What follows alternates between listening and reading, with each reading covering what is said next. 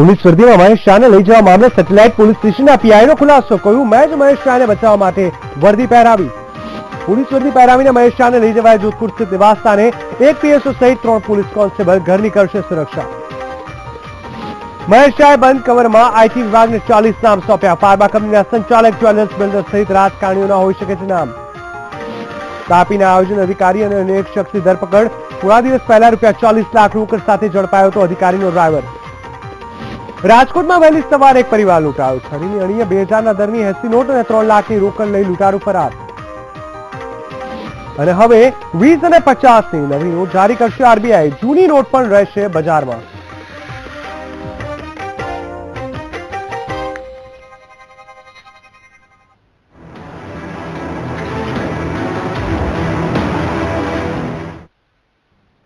નમસ્કાર દર્શક મિત્રો, હું જીગર દેવાણી આપનું સ્વાગત કરું છું. આજે ગુજરાતમાં મહત્વપૂર્ણ સમાચાર પર નજર કરીએ તો મહેશ શાહને તેની પુત્રીના ઘરેથી હવે તેના ઘરે લઈ જવામાં આવ્યા છે.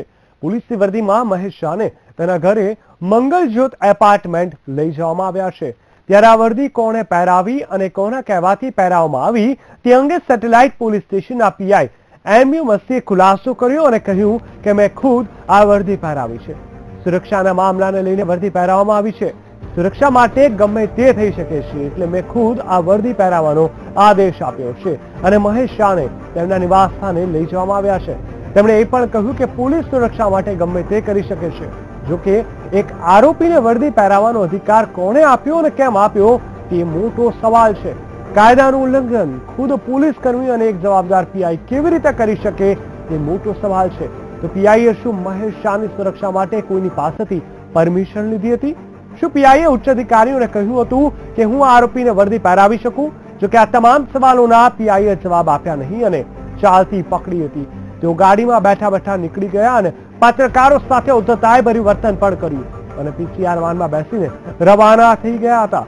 જોકે હાલ તો પીઆઈની આ કરતૂતને લઈને કાયદાના લીરે લીરા ઉડ્યા છે અને ખુદ સુરક્ષાકર્મી આટલા મોટા છીંડા કરે તે કેટલું યોગ્ય તે એક મોટો સવાલ છે. એટલું જ નહીં, શું આ ખાખીનું અપમાન નથી? શું ખાખી વર્દીની કોઈ કિંમત નથી? કેમ મહેશ શાહને છાવરવામાં આવી રહ્યો છે? આ સહિત અનેક સવાલો ઉભા થઈ રહ્યા છે.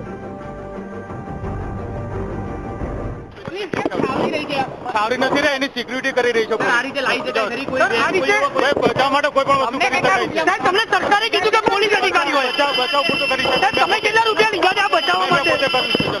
સાહેબ, આને બચાવવા કેટલા રૂપિયા લીધા છે? સારી નથી રે, એની સિક્યુરિટી કરી રહી છે. આ રીતે લાઈ જગ્યા કરી કોઈ બચાવ માટે કોઈ પણ વસ્તુ કરી શકાય છે. સાહેબ, તમને સરકારે કીધું કે પોલીસ અધિકારી હોય બચાવ પૂરતું કરી શકે. તમે કેટલા રૂપિયા લીધા છે આ બચાવવા માટે? આને બચાવવા કેટલા રૂપિયા લીધા છે? સારી નથી રે, એની સિક્યુરિટી કરી રહી છે. આ રીતે લાઈ જગ્યા કરી કોઈ બચાવ માટે કોઈ પણ વસ્તુ કરી શકાય છે. સાહેબ, તમને સરકારે કીધું કે પોલીસ અધિકારી હોય બચાવ પૂરતું કરી શકે. તમે કેટલા રૂપિયા લીધા છે આ બચાવવા માટે? આને બચાવવા કેટલા રૂપિયા લીધા છે? સારી નથી રે, એની સિક્યુરિટી કરી રહી છે. આ રીતે લાઈ જગ્યા કરી કોઈ બચાવ માટે કોઈ પણ વસ્તુ કરી શકાય છે. સાહેબ, તમને સરકારે કીધું કે પોલીસ અધિકારી હોય બચાવ પૂરતું કરી શકે. તમે કેટલા રૂપિયા લીધા છે આ બચાવવા માટે? આને બચાવવા કેટલા રૂપિયા લીધા છે? જો આ કેસમાં આરોપી સામે ગુનો દાખલ થાય તો આ કેસની અંદર આરોપી સામે કલમ 169, 170, 70 અને 419 સહિતની આઈપીસી કલમો લાગી શકે છે. આ કેસમાં ખોટા વ્યક્તિનો સ્વાંગ રચવો અને પોલીસ ન હોવા છતાં પોલીસની વર્દી ધારણ કરવી સહિતના ગુના દાખલ થઈ શકે છે. જે પોલીસ કર્મી કે અધિકારીએ વર્દી આપી હોય તેની સામે પણ મદદગારીનો આરોપ લાગી શકે છે. કારણ કે મહેશ શાહ તોહમતદાર છે અને પોલીસ અધિકારી કે પોલીસ કર્મીને તાત્કાલિક ધોરણે સસ્પેન્ડ થઈ શકે છે. તો મહેશ શાહને પણ વર્દી પહેરાવવાનું ભારે પડી શકે છે અને 2 થી 5 વર્ષ સુધીની સજા થઈ શકે છે. એમને અત્યારે જે ગાર્ડ એક ત્રણની ગાર્ડ અને એક પીએસઓ રાઉન્ડ ધ ક્લોક એમને ફાળવવામાં આવેલી છે. હવે કોને શું કામ કર્યો એ નથી, પણ ઉપરાધિકારીના કહેવા પ્રમાણે અમે અત્યારે એમને પ્રોટેક્શન આપવામાં આવેલું છે. ફેમિલીના સાથે એમને જે ઘર છે એ ઘર ઉપર આપણે એમને ફેમિલી અને પોતે પણ આવી જાય છે, એ રીતે શિફ્ટ આપવામાં આવી છે. ઉપરાધિકારી તરફથી હુકમ પ્રમાણે પ્રોટેક્શન આપવામાં આવેલું છે. પોતાના નામે બીજાનું કાળું નાણું જાહેર કરનારા અમદાવાદના જમીન દલાલ મહેશ શાહે આખરે આઈટી વિભાગ સામે પોત પ્રકાશી દીધું છે. શાહે આઈટી વિભાગને કેટલાક મોટા માથાઓના નામ આપ્યા છે, જે સાંભળીને ખુદ આઈટી વિભાગના અધિકારીઓ અચંબામાં પડી ગયા હતા. મહેશ શાહે જાહેર કરેલા 13,860 કરોડ રૂપિયા આખરે છે કોના તે બહાર આવી ગયું છે. જી હા, આઈટી વિભાગ પાસે હવે આ માહિતી ઉપલબ્ધ છે. શાહે બંધ કવરમાં 40 જેટલા મોટા માથાઓના નામ આપ્યા છે. આ યાદીમાં નેતા અને બિલ્ડરોના નામ સામેલ છે. આ ઉપરાંત ફાર્મા કંપનીના સંચાલક તેમજ અનેક મોટા જ્વેલર્સનું નામ સામેલ છે. આ ઉપરાંત દિલ્હીના બિલ્ડર તેમજ ગુજરાતના જૈન ઉદ્યોગપતિનું નામ સામેલ છે. આ સાથે જ ગુજરાત, રાજસ્થાન અને દિલ્હી સુધી કનેક્શન ધરાવતા કોઈ વગદાર નેતાના રૂપિયા પણ તેમાં હોવાનું સૂત્રો જણાવે છે. આ કોના પૈસા હતા અને વન્સ ઇન્કમ ટેક્સ ને ખબર પડી જાય કોના પૈસા હતા એટલે income tax will move fast. એ બીજી બધી સંસ્થાઓની બી હેલ્પ લેશે, પણ income tax will move swiftly અને ફાસ્ટ, અને જેટલી વિગત આપશે એની પરથી તરત ને તરત ડિટર્મિન કરી લેશે કે કોના પૈસા હતા. આપણે જાણ નહીં થશે, પણ I think income tax will move very fast, કારણ કે એમની ઉપર બી બહુ પ્રેશર છે આ પૈસા માટે. એના ઘરે છેલ્લા 4 દિવસથી રેડ ચાલતું હતું અને એ દરમિયાન એ હાજર નહોતા, એટલે he was absconding. He was not present in the search place. જ્યાં રેડ ચાલતું હતું ત્યાં હાજર નહોતા. એના મતલબ એ છે કે એના પહેલાથી એ પ્લાનિંગ કરીને બેઠા છે કે 1 તારીખ પછી હું ટેક્સ નહીં ભરું તો કોઈ ના કોઈ લોકો મારા પાસે આવવાના છે, એટલે એ બધી he was prepared for that. અને એ બહાર નીકળી ગયા સર્ચ દરમિયાન, અને પછી સર્ચ ચાલ્યું અને ત્યાં શું મળ્યું આપણને ખબર નથી. પણ એક વસ્તુ કહી શકાય, અલ્ટિમેટલી ઇન્કમ ટેક્સ ડિપાર્ટમેન્ટને આમાં કઈ રૂપિયા મળવાના નથી. કે આ Mahesh Shah is A history sheeter. Basically હું જ્યારે ઇન્કમ ટેક્સમાં હતો ત્યારે પણ એની ઘણી બધી સ્ટોરી મને સાંભળવા મળી હતી કે એક વખત તેણે ડિપાર્ટમેન્ટને એવું કહેવામાં આવેલું કે હું 800,000 કરોડ રૂપિયા ટેક્સ ભરી દઈશ, અને બધા અધિકારીઓ એના આગળ પાછળ ફરતા હતા. પણ even that time I was sure કે આ માણસ છે, ફ્રોડસ્ટર છે, કેમ કે જેની પાસે રૂપિયા ના હોય અને 800 કરોડ રૂપિયા ક્યાંથી ભરશે. અને ઇવન ઇન ધીસ સ્ટોરી, આ 13,860 કરોડની સ્ટોરીમાં મને લાગે છે એક ન્યૂઝ હેડલાઇન્સમાં રહેવા માટે આ વસ્તુ કરી રહ્યા છે. તો શાહના સિંહે તહેમુલ શેઠનાએ પણ વીટીવી સમક્ષ કબૂલ્યું કે આઈટી વિભાગને પણ આ રૂપિયા કોના છે તે જાણવામાં રસ છે. તો આઈટી વિભાગના પૂર્વ અધિકારી મહેશ શાહને ફ્રોડ ગણાવે છે અને આઈટી વિભાગને ચેતવે છે. આઈટી વિભાગને સરકારી તિજોરી ભરાય તેમાં રસ્તો ખરો, પરંતુ આટલા મોટા માથાઓના નામ સામે આવતા હવે આઈટી વિભાગની કામગીરી સામે સવાલો ઉભા થઈ રહ્યા છે. જે રીતે આઈટી વિભાગ મહેશ શાહને છાવરી રહ્યું છે, તેના પરથી આઈટી વિભાગની ભૂમિકા સવાલોના ઘેરામાં છે. શું આઈટી વિભાગ કોઈના કયે દોરવાઈ રહ્યું છે? શું તે કોઈના દબાણમાં છે? શું આ સમગ્ર મામલે આઈટી વિભાગ તટસ્થતાથી તપાસ કરી રહ્યું છે કે તપાસ કરશે? આ સવાલોના જવાબ તો આવનારો સમય જ આપશે. Bureau report, VTV news. કરોડોનું કાળું નાણું જાહેર કર્યા બાદ પ્રથમ હપ્તો નહીં ભરીને આઈટી વિભાગને ગોથે ચડાવનારા શાહ અંતે પોતે જ ભરાઈ પડ્યા છે. જોકે શાહે આ રૂપિયા તેમના પોતાના ન હોવાનો ખુલાસો કરતા આઈટી વિભાગને બંધ કવરમાં કેટલાય નામ સોંપી દીધા છે. ત્યારે આ કેસમાં આગળ શું તે વિશે અનેક અટકળો થઈ રહી છે.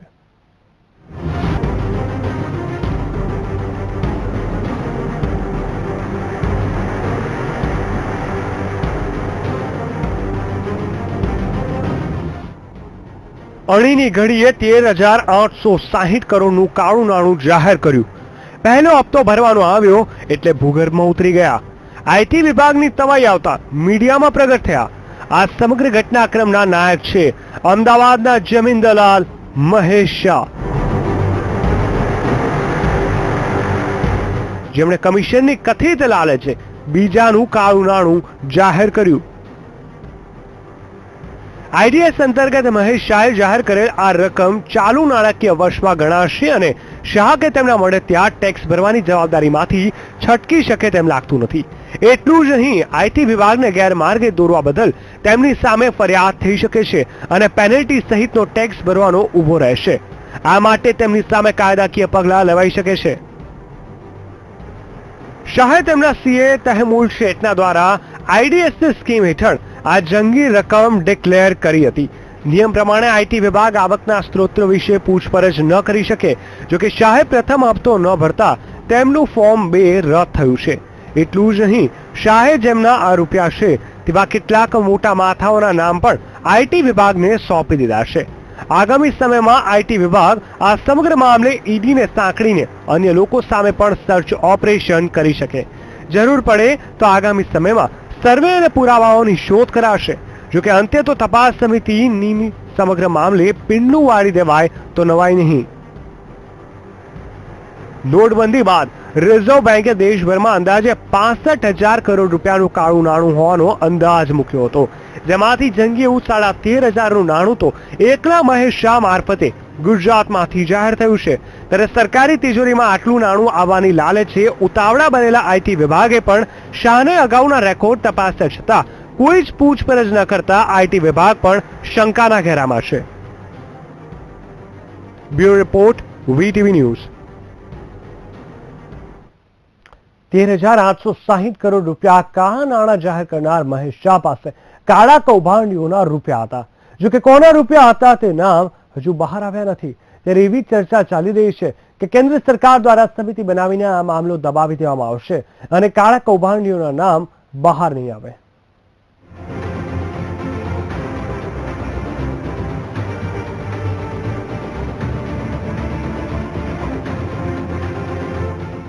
મહેશ શાહે આઈડીએસ હેઠળ જાહેર કરેલા 13,860 કરોડ રૂપિયા પાછળ મોટા માથાઓ હોવાની આશંકા સેવાઈ રહી છે. ત્યારે આ મામલો મીડિયામાં વધુ ઉછળવાથી ઘણાની ઊંઘ પણ હરામ થઈ રહી છે. તો બીજી બાજુ એવી ચર્ચા ચાલી રહી છે કે સરકાર દ્વારા આ મામલો દબાવી દેવામાં આવશે, જે માટે સમિતિ બનાવવામાં આવશે, જેમ અગાઉ પણ થતું આવ્યું છે. તેવી જ રીતે મહેશ શાહના મામલાને પણ દબાવી દેવાનો પ્રયાસ હાથ ધરવામાં આવશે. જાણકાર સૂત્રોએ આ બાબતે ખુલાસો કર્યો છે કે મહેશ શાહને 2 દિવસ બાદ છોડી દેવામાં આવશે, જેમાં આઈટી વિભાગ દિલ્હીના અધિકારીઓ પર કળશ ઢોળશે અને દિલ્હીમાં સરકાર બનાવી શકે છે તપાસ સમિતિ. આ તપાસ સમિતિ બનાવી તમામ મામલો દબાઈ દેવામાં આવશે તેવું સૂત્રો દ્વારા જાણવા મળી રહ્યું છે. ભૂતકાળમાં પણ કેટલીય તપાસ સમિતિઓ બનાવાઈ હતી અને તપાસ સમિતિ બનાવવામાં આવે એટલે મહિનાઓ સુધી તપાસ ચાલતી હોય છે.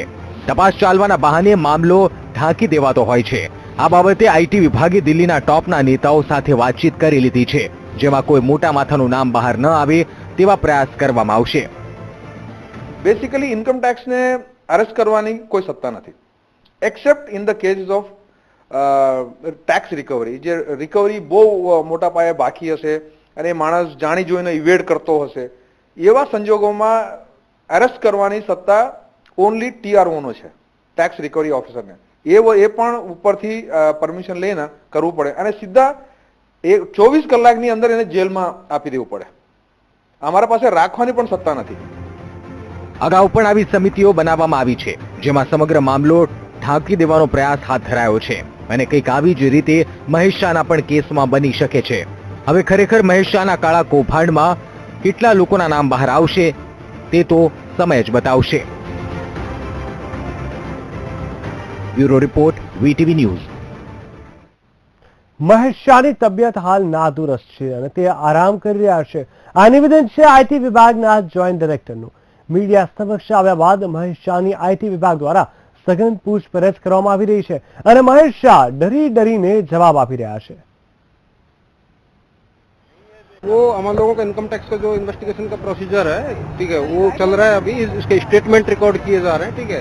अभी उन्होंने आराम के लिए रिक्वेस्ट किया है, ही नीड सम रेस्ट, ठीक है, तो उनको रेस्ट दिया जा रहा है, मेडिकल असिस्टेंस भी प्रोवाइड किया जा रहा है. जैसे ही प्रोसीजर पूरा हो जाएगा विल बी रिलीज. और कितने घंटे सर पूछताछ करेंगे? वो चल रहा है, वो इंटरनल मैटर है, उसका SOP है.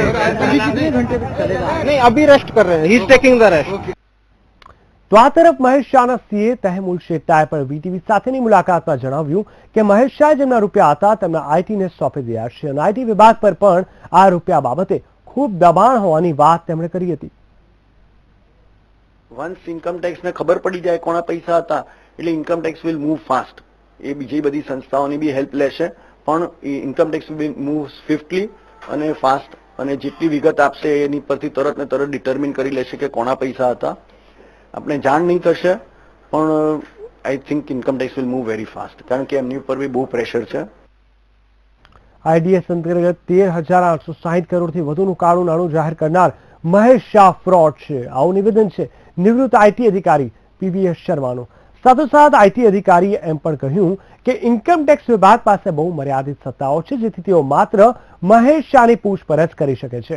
વધુમાં તેમણે આઈટી વિભાગે આવા ફ્રોડ લોકોને ઓળખીને તેનાથી દૂર રહેવાની સલાહ આપી હતી. પીવીએસ શર્માએ તો ત્યાં સુધી ખુલાસો કર્યો કે મહેશ શાહ માત્ર લાઇમલાઇટમાં રહેવા માંગે છે.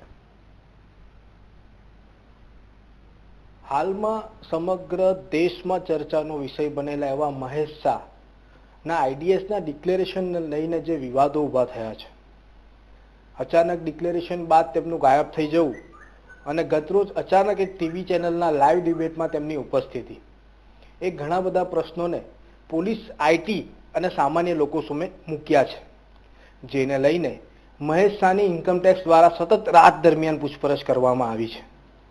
પરંતુ આ સમગ્ર ઘટનામાં શું હકીકત છે, શું હોઈ શકે, ઇન્કમટેક્સ વિભાગને શું પાવર્સ છે, ઇન્કમટેક્સ વિભાગ કઈ રીતે તપાસને આગળ વધારી શકે, બીજા કેટલાક ડિપાર્ટમેન્ટો આમાં જોડાઈ શકે અને આ સમગ્ર પ્રકરણમાં મહેશ શાહ કે જે ખૂબ જ ચર્ચામાં સામે આવ્યા છે, તેમની વાસ્તવિકતા શું છે, પાછલા સમયનો તેમનો ઇતિહાસ શું છે, તે બાબતે ચર્ચા કરવા આપણી સાથે અત્યારે પીવીએસ શર્મા ઉપસ્થિત છે કે જેઓ ઇન્કમટેક્સમાં જોડાયેલા હતા, એક ઓફિસર તરીકે આટલા વર્ષો સુધી તેમને ફરજ બજાવી અને હાલ તેઓ ઇન્કમટેક્સમાંથી બહાર છે.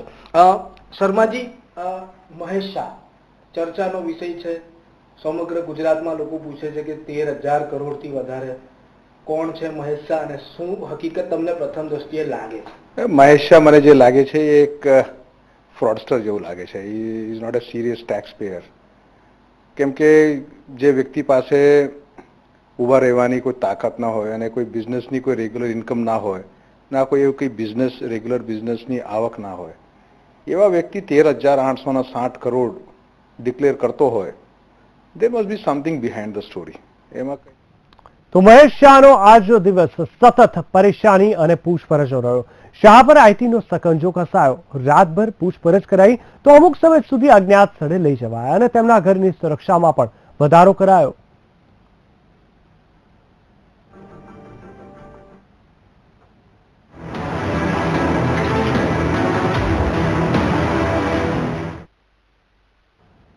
ચલણી નોટો સાથે ઝડપાયેલા આરોપીની તપાસ હાથ ધરાતા તાપી જિલ્લાના એક ઉચ્ચ અધિકારીના પૈસા હોવાનું સામે આવતા સરકારી આલમમાં ખળભળાટ મચી ગયો છે.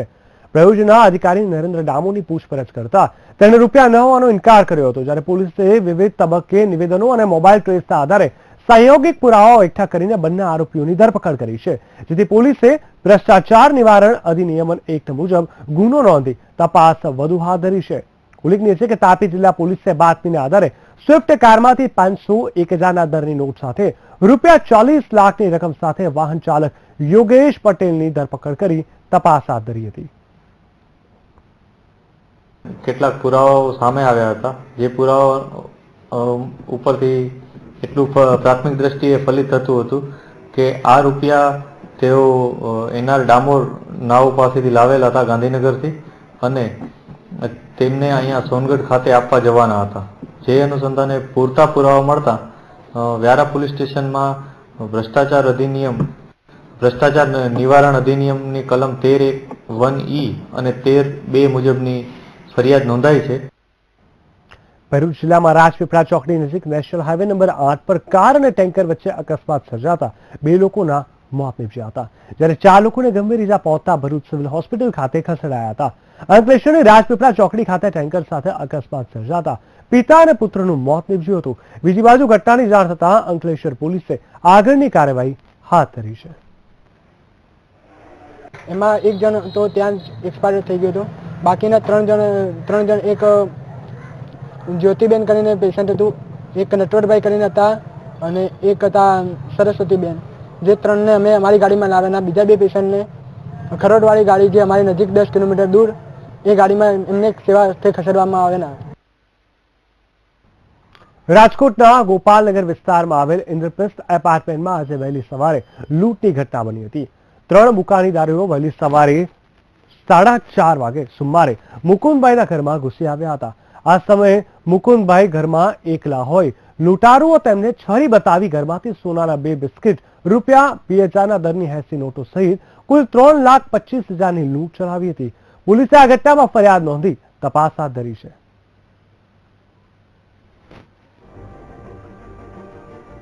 થયું કે કોઈક દરવાજો તોડતું હોય એવું લાગ્યું, તો દરવાજો તૂટવા માંડ્યો હતો, જોર જોરથી ફટકારતું હતું ને, એટલે મેં આડો હાથ દીધો તો આ દરવાજો તોડીને 3 જણા અંદર ઘૂસી ગયા અને બુકાની બાંધી હતી, અને બુકાની બાંધીને પછી એમાં એક જણો અંદર ઘૂસી ગયો, 2 જણાએ મને પકડ્યો, એક છરો બતાવીને મને કીધું જો ભાઈ અવાજ કર્યો તો મારી નાખીશ, બીજા મોઢે મૂંગો દઈ દીધો, હું રડવા માંડ્યો ને એટલે. બનાસકાંઠામાં 10 તારીખે પ્રધાનમંત્રી મોદીનું આગમન થઈ રહ્યું છે, ત્યારે આગમનને લઈને તડામાર તૈયારીઓ ચાલી રહી છે. ડીસાના એરપોર્ટ પર પીએમની જાહેર સભાનું આયોજન કરાયું છે અને બનાસ ડેરીના ચીઝ પ્લાન્ટ ખુલ્લું મૂકવામાં આવશે, તેમજ દેશી ગાયના દૂધની બ્રાન્ડ અને હની બ્રાન્ડનું લોન્ચિંગ કરવામાં આવશે. ત્યારે સઘન પોલીસ સુરક્ષા પણ ગોઠવી દેવાઈ છે અને સઘન ચેકિંગ અને પેટ્રોલિંગ શરૂ કરવામાં આવ્યું છે. જ્યારે ગુજરાત ખાતે આવી રહ્યા છે ત્યારે તૈયારી તો તડામાર ચાલી રહી છે. ખાસ કરીને પોલીસ ફોર્સ અહીંયા સેફટી, સિક્યુરિટી, લો એન્ડ ઓર્ડરની પરિસ્થિતિ જળવાઈ રહે એ માટે દરેકે દરેક વસ્તુની પૂર્ણ રીતે તકેદારી લઈ રહી છે.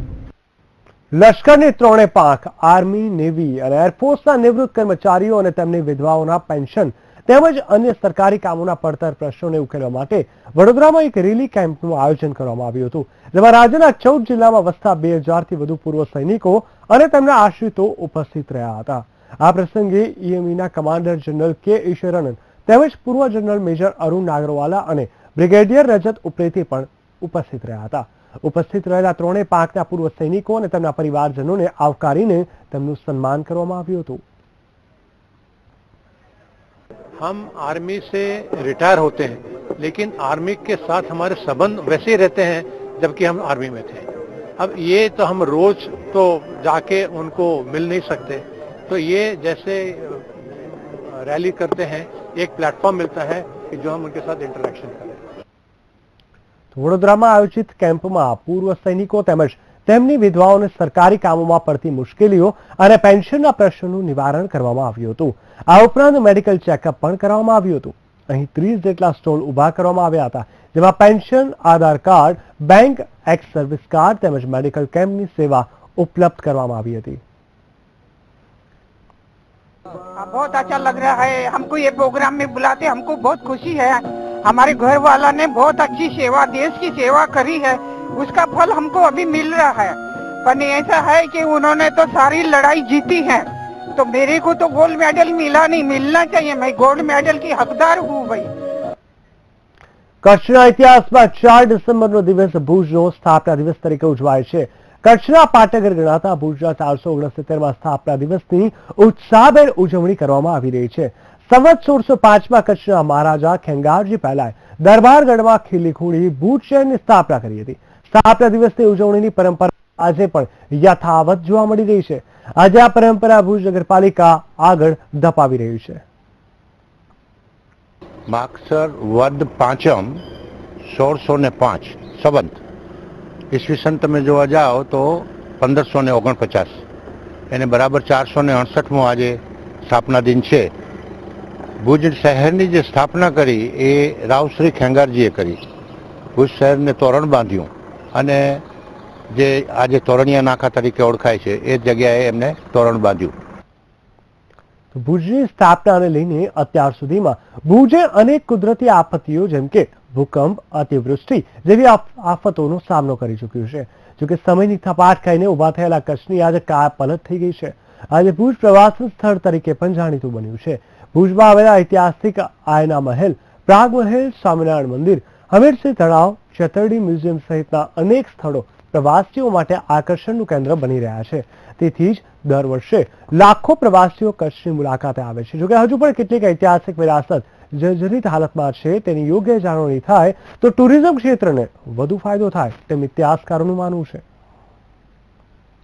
એ વખતે પણ સ્થાપના દિન ઉજવવામાં આવતો હતો અને આઝાદી પછી પણ હવે ગ્રામ્યજનો અને મ્યુનિસિપાલિટી અને બીજા જે શહેરીજનો જે શોખીન લોકો છે એ લોકો આ પ્રસંગે ભેગા થાય છે. તો 1948ની વાત કરીએ કે જ્યારે આઝાદી મળી તે વખતે ભુજ શહેરની વસ્તી 25,000 લોકોની હતી. આજે ભુજ શહેરની વસ્તી 2 લાખ જેવી થવા જાય છે. સમયમાં કચ્છના મહારાવ દ્વારા ખીલી પૂજનની વિધિ કરવામાં આવતી હતી, પરંતુ આ વિધિની પરંપરા આજે પણ યથાવત જોવા મળી રહી છે. નગરપાલિકાના પ્રમુખના હસ્તે આ વખતે ખીલી પૂજન કરીને ભુજ શહેરની સ્થાપના દિવસની ઉજવણી કરવામાં આવી રહી છે. Alpesh Goswami, VTV news, Bhuj.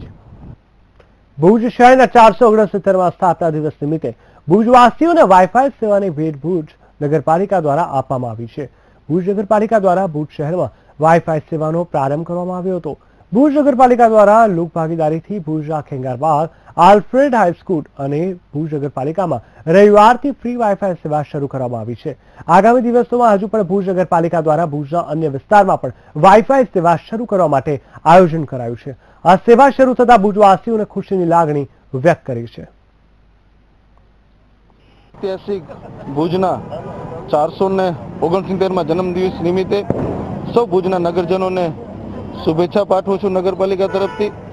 અને સ્થાપના દિન નિમિત્તે ભુજ નગરપાલિકા દ્વારા જનભાગીદારી દ્વારા ICICI બેંક દ્વારા આજે ભુજને 3 જગ્યાએ વાઈફાઈ ફ્રી કરવામાં આવ્યું છે. કેશલેસ ક્રાંતિને લઈને નડિયાદમાં એક સપ્તાહ સુધી જનજાગૃતિના કાર્યક્રમનું આયોજન કરવામાં આવ્યું છે. ચેતક સ્પોર્ટ ક્લબના સહયોગથી જનજાગૃતિનો અનોખો કાર્યક્રમ યોજાઈ રહ્યો છે.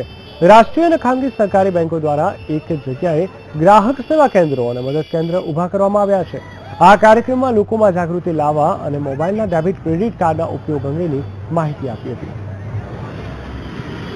અહીંયા નડિયાદ ખાતે આજે ચેતક સ્પોર્ટ્સ ક્લબ દ્વારા આયોજિત દરેક બેંકોના અહીંયા સાહેબો આવ્યા છે અને મેરા દેશ બદલ રહા હૈ આગે बढ़ रहा है એના નરેન્દ્ર મોદીના નારા સાથે આજે અહીંયા ડિજિટલ ઇન્ડિયાનું કેશલેસ ફેસિલિટી નડિયાદ ખાતે ઉદ્ઘાટન થયું છે.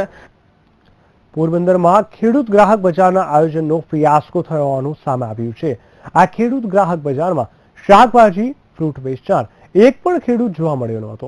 ખેડૂત ગ્રાહક બજારમાં સ્થાનિક શાકભાજી, ફ્રૂટના વેપારીઓ હોવાનું જાણવા મળ્યું હતું. ત્યારે સવાલ એ થાય છે કે સરકાર ખેડૂતોને લાભ મળે તે માટે આવું આયોજન કરે છે, પરંતુ સ્થાનિક કક્ષાએ તપાસ થાય તો સાચી હકીકત સામે આવી શકે તેમ છે. કેમ કે આવા ખેડૂત ગ્રાહક બજારનું ખરેખર કેટલા ખેડૂતો લાભ લઈ રહ્યા છે. ઉલ્લેખનીય છે કે માર્કેટિંગ યાર્ડ અને ખીજડી પ્લોટ મેદાનમાં ખેડૂત ગ્રાહક બજારનું વહીવટીતંત્ર દ્વારા આયોજન કરવામાં આવ્યું હતું. APMC ખાતે પણ આ આયોજન રાખવામાં આવેલું હતું અને આ ખીજડી પ્લોટમાં પણ આ ટાઈપનું આયોજન રાખવામાં આવ્યું છે, જેમાં 125 જેટલા ખેડૂતોએ વેચાણ કરવા માટે ભાગ લીધેલો છે અને લોકો ખરીદી કરવા પણ આવે છે. એક સારો એવો સબ્જી મંદિરો જેવો સારો એક માહોલ થઈ ગયેલો છે. વાડી પ્લોટમાં વેચી છે, અહીંયા આવી છે દર રવિવારે વેચવા શાકભાજી. આજે સૌ પોતાની ટિકિટો મળી, એ ટિકિટ પ્રમાણે નંબર હિસાબે બધા ખડકાઈ ગયા. આ બાજુ સાઈડ, આ બાજુ સાઈડ, આ બાજુ બધા શાકભાજી વેચે. ખેડૂતે એવું ખેડૂતનું નથી, આ વેપારી લોકોનું છે. દુનિયાભરમાં દરેક પ્રકારના વજન કાંટા પૂરા પાડતા સાવરકુંડલાનો કાંટા ઉદ્યોગ નોટબંધીના 26મા દિવસે પણ મુશ્કેલીમાંથી બહાર નથી આવ્યો અને અહીંના કારખાનેદારો અને કારીગરો હાલ પૈસાના વાંકે મંદીમાં સપડાઈ ગયા છે.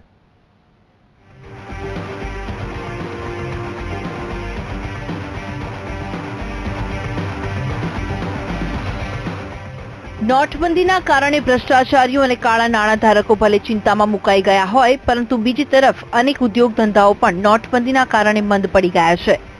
સાવરકુંડલાના કાંટા ઉદ્યોગ પર પણ નોટબંધીની ભારે અસર થઈ છે. છેલ્લા 26 દિવસથી નોટબંધીને લઈને સાવરકુંડલાનો કાંટા ઉદ્યોગ મંદીમાં ચાલી રહ્યો છે. નોટબંધીના કારણે અહીંના કારખાનેદારો માટે મોટી મુશ્કેલી ઊભી થઈ છે. નોટબંધીના કારણે શહેરમાં ટ્રાન્સપોર્ટનું કામ નથી થઈ શકતું, તો ગુજરાત બહારના વેપારીઓ હાલ ઓર્ડર નથી આપી રહ્યા અને જે વેપારીઓ ઓર્ડર આપી રહ્યા છે તેમના માટે પૈસા કઈ રીતે મોકલવા તે પ્રશ્ન બની ગયો છે. વડાપ્રધાનશ્રીનો જે આ નોટબંધીનો નિર્ણય છે એ ખૂબ જ સારો છે ને એને હિસાબે અમારે અત્યારે તો એક કાંટાના ઉદ્યોગમાં મંદી ચાલી રહી છે, જે અમે બહારથી અમારે બહારનો ધંધો રહ્યો, બહાર માલ મોકલવાનો હોય એટલે ટ્રાન્સપોર્ટની તકલીફ છે, કારીગરોને પગાર ચૂકવવામાં તકલીફ છે, એને હિસાબે મંદીનો માહોલ છે. કાંટાના ઉદ્યોગમાં ઘણા જ કારીગરો કામ કરે છે. અમુક કારખાનામાં રોજે રોજનું ચૂકવણું આપવામાં આવે છે, તો અમુક કારખાનામાં દર મહિને હાંસલ નોટબંધીને લઈને કારખાનેદારોની મૂંઝવણ વધી છે કે આવનારા દિવસોમાં કારીગરોનો પગાર કઈ રીતે આપવો. તો કારીગરો પણ મૂંઝાયા છે કે તેમને માલિકો દ્વારા પગાર અપાશે કે નહીં. કે અમારા જે શેઠ લોકો છે તેને પગાર ચૂકવવામાં પ્રોબ્લેમ થાય છે અને કે બીજું કે આ 500 ની 1000 ની નોટ બંધ છે, એના કારણે અમારે કાંટા ઉદ્યોગમાં મંદીનો માહોલ સર્જાયેલો છે. હવે આ એક પ્રોબ્લેમ એ છે કે અમારે આમાં ઘર કેમ ચલાવવું. જો નોટબંધીની અસર આગળ આ રીતે ચાલશે તો આવનારા દિવસોમાં આવા ઉદ્યોગો વધુ મંદીમાં આવી જશે અને કારીગરોને તેમનું ગુજરાન ચલાવવાની પણ મુશ્કેલી ઊભી થશે. Ketan Bagda, VTV news, Amreli.